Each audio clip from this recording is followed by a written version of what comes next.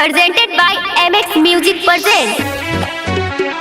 बोलो शंकर भगवान की जय। आइले बड़े गौरा के बारवा, गौरा के बारवा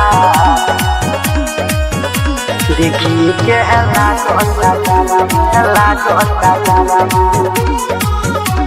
हल्ला कोता बारवा। आइले बड़े गौरा के बारवा देखी के हल्ला कोता डरावा। आइल बड़े गौरा के बारवा देखी के हल्ला कोता डरावा। हाथी ना घोड़ा बा कोनो सवारी, चढ़ी के बसहा वैले दुआरी, छोड़ला सा फुफु फुकरावा। आइल बड़े गौरा के बारवा देखी के हल्ला कोता डरावा। आइल बड़े गौरा के बारवा देखी के हल्ला कोता डरावा। आइल बड़े गौरा के बारवा देखी के हल्ला कोता डरावा। प्रेम से बोलो शिव शंकर भगवान की हल्ला कोता डरावा।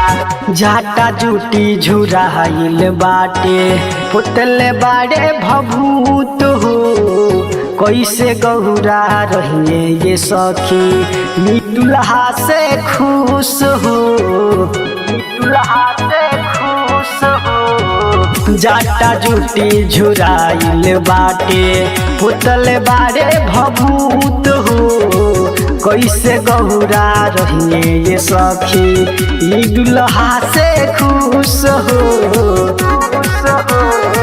भूत पिचास लेके वैले बाराती, देखी के धक धक धड़कता छाती, होला ना दिल में सवारवा। आइल बड़े गौरा के बारवा देखी के हल्ला कोता डरावा। आइल बड़े गौरा के बारवा देखी के हल्ला कोता डरावा। बोल बोल बैकुंठ बाबा की हल्ला कोता डरावा।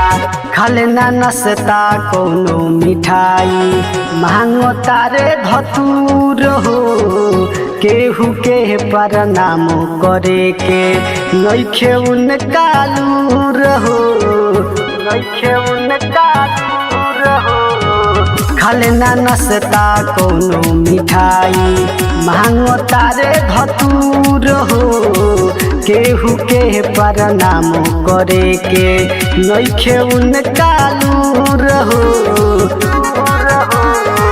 राइटर रूपेश लिखले साचे साचे, बोल के बोलो बम सबके हूँ नाचे, गावे रविंदर भोजपुरिया।